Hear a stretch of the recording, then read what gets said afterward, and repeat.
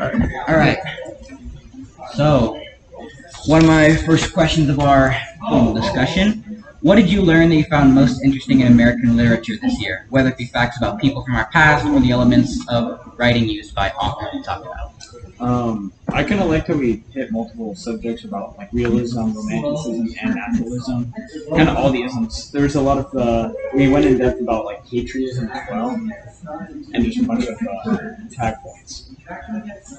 To kind of go off of that patriotism, I kind of like how we learned a lot about history, like certain events in history, like the Salem witch trials and like slavery and the Civil War. Yeah, I like how we went into depth with the Salem witch trials. It was really interesting. The culture, the topic. Something about the Salem witch trials. How how can we see like a little bit of like romanticism inside that story? Concluding like all the main characters. Well, I kind of think John Proctor plays a role in the sort of like romanticism and stuff because he's like one man going up against like a big force that like the odds don't seem in his favor. Yet he still goes up against them. Kind of like he's being tag team on. Yeah. Speaking about romanticism, in the American slave Frederick Douglass, he was talking about how he was like abused for 6 months and like all that kind of stuff. I really like didn't feel him, but like that history is like really important. Like speaking about slavery and stuff like that. Yeah, and then, sorry, also for romanticism, I said that like it kind of tied into the American identity we talked about the whole time. And I got that like from the self-reliance poem, how it talks about like you only do what concerns you. You're not supposed to do what other people think. That's like part of being true to yourself. Yeah, I agree with that. Like another example was like a song of life that poem. Like the main message about life was not to waste your life by doing nothing and being useful. Instead of you need to like work hard and make your own legacies. That kind of fits into the romantic ideals.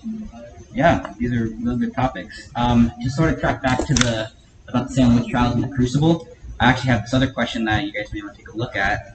In the book The Crucible, Abigail is clearly portrayed as a villain who started the entire hysteria of the town. Yet some are convinced that she was innocent, whereas her true intentions were just trying to be with John.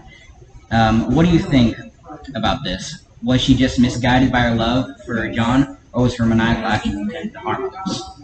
I think it portrays on a little bit of both because sometimes I felt like she was kind of trying to push Miss Proctor away and just trying to keep her and say whatever she could to get her in trouble, just so that she can have John Proctor to herself. But then it also she attacked other people in the town that had nothing to really do with John Proctor as well. So I think it actually did hit a lot on both sides of it. I agree with that, but she was really I think she was a little misguided. I think she was misguided at the start, but when people started like getting more involved and she started calling out more people, and there were like 30 people who were about to get hanged, I feel like the overall hysteria kind of took over. Yeah, and then also in the Crucible, like the whole thing revolved around their reputation. Like nobody's trying to get like nobody wants to lose their standing with the town, so everybody's just doing what they can to protect themselves. Yeah, I agree. I think like in the beginning, Abigail's like idea of getting Miss Proctor hanged and like affected the rest of the town. Like for example, like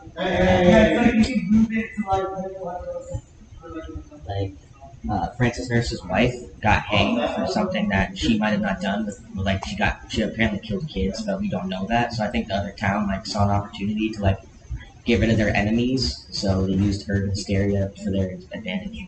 And the one guy who died at the very end, I forget his name, but he like Giles Corey. yeah, Jones Corey. He like took it to himself to not say anything and like snitch on anyone when he really like knew nothing.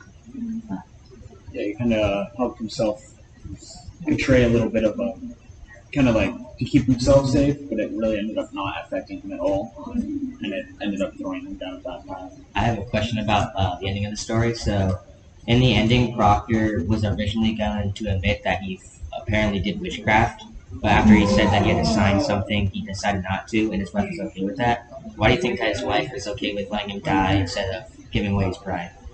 What do you think, Carl? Well, I think at the very end, he originally agreed to sign it because he was thinking of his kids and stuff. But he had second thoughts halfway through about the whole ordeal and thinking about like how much further the witch trials would go on if they used his hanging to like I guess advertise and convince more people that they were witches. If someone like confessed like that, I think Are you kind of like elaborating on how you feel as if his like idea of it wouldn't have actually impacted it a whole lot, and it just kind of would have seemed like a waste of life, or more of it actually would have shown the town a good example on why it's kind of crazy in Syria. um, I think Elizabeth was fine with it because she like finally saw the good man back in him after his lies to her, and so I think that she finally saw that redemption. And to somewhat elaborate on that, I feel like it was more due to like him as well keeping his like Benicio has been saying, it's like keeping your pride, your reputation. He doesn't want his family name, his sons to go down in history, knowing that he admitted to it and he gave in to their pressure. He wanted to go out a man, and he wants his sons to look up to like that. So I feel like that was a little something he tried to elaborate on at the end. Yeah, and then in the Crucible, I just looked up my dialectical journal. It was because it is my name, because I cannot have another in my life, because I lie and sign myself to lies. And then he says, I have given you my soul, leave me my name. And in this one, Proctor's talking to Judge Danforth, I think. And he's talking about like how they can take his soul, like he'll lie about being a witch, but they're not going to take his name because that's what his kids still have. And, like that's what their reputation so rides on. Speaking about Judge Hawthorne, I'm kind of confused why he like knew he was in the wrong, but he still continued to act like he knew what was happening, even though he kind of like didn't.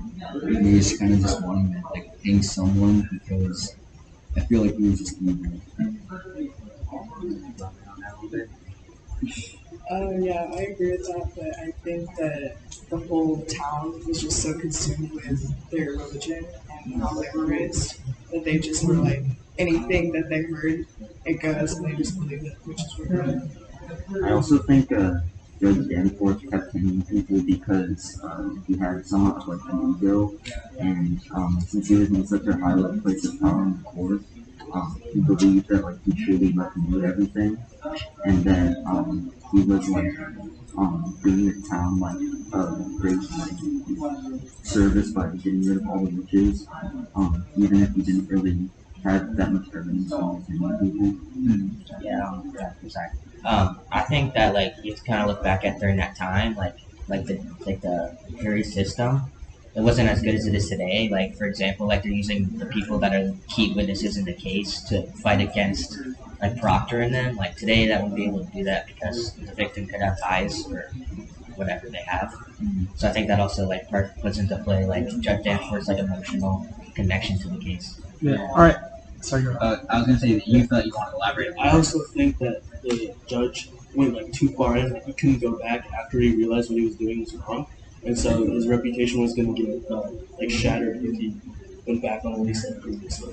And I just to add a little tiny detail, I feel as well as like Judge Danforth. I think it was just Hathaway we were talking about Danforth. Can you talk over there too so they can hear you? Yeah.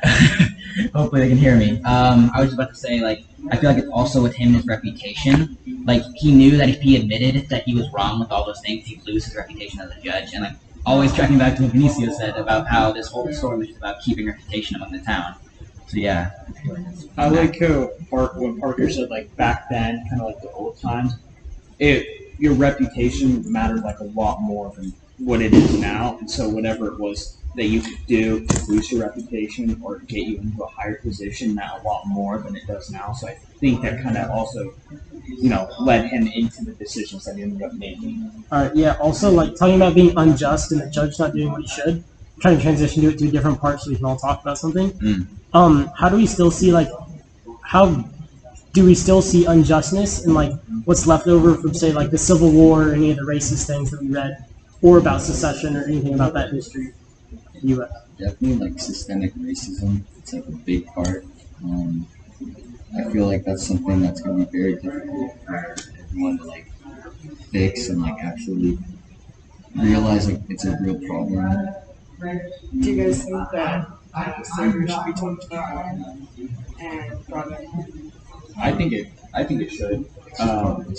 It definitely opens your eyes to the past, but we as a society, I feel like have come a lot more into not ever seeing that again.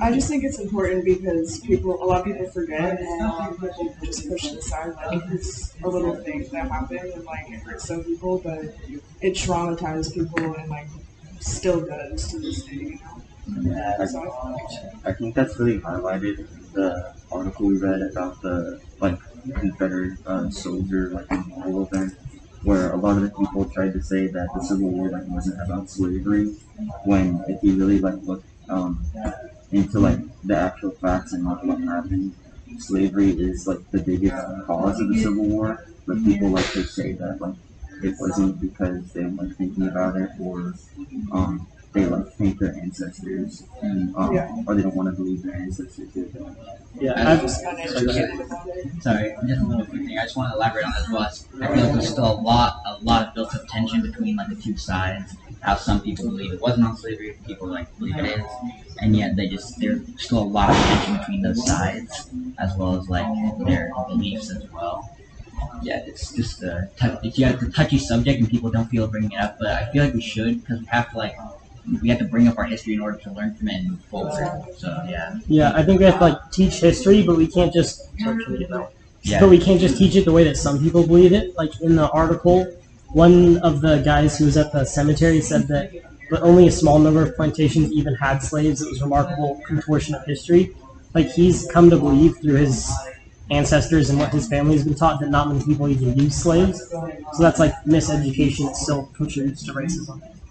To elaborate on that, yeah, like even though like a majority of the South like didn't own slaves, like maybe like 80%, like just because like a majority of the citizens that use slaves doesn't mean it didn't like affect like for example their economy.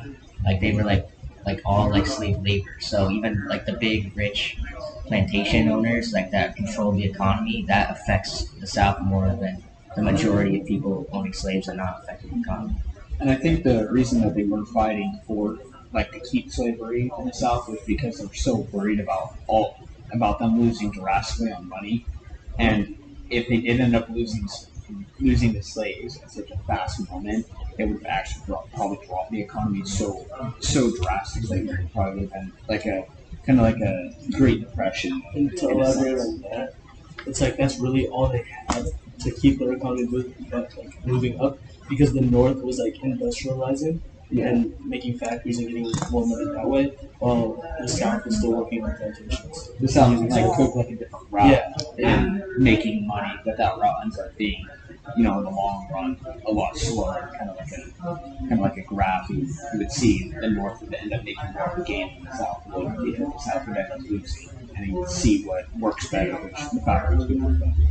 Going back to the Civil War, I have a question. If slavery never happened, would Civil War still, would that have happened? It's just a big question. I actually don't believe it would because, like you read and through all the secessions, they all kind of tag team on all the main, like kind of like the main point would be actually the slavery issue, and then they just kind of chimed in other points from the North that they didn't agree with, so it didn't look as bad in a sense. Like the only reason they're leaving is because they're losing their workers. Yeah, I agree with that. There's another big cause was from events like the North, like burning towns in the South and stuff, which all of these events that caused like a further divide between the two sides stemmed from slavery because the North had like a poor view of the South because they used slaves. So that led to other actions that increased tensions, which led to the Civil War. All right, really quick. Do you want to pause them so that we had like two shorter videos? And also, I think that one might have stopped recording like a minute ago. Oh yeah. Yeah, I think that's All right, stop them for a second. I agree.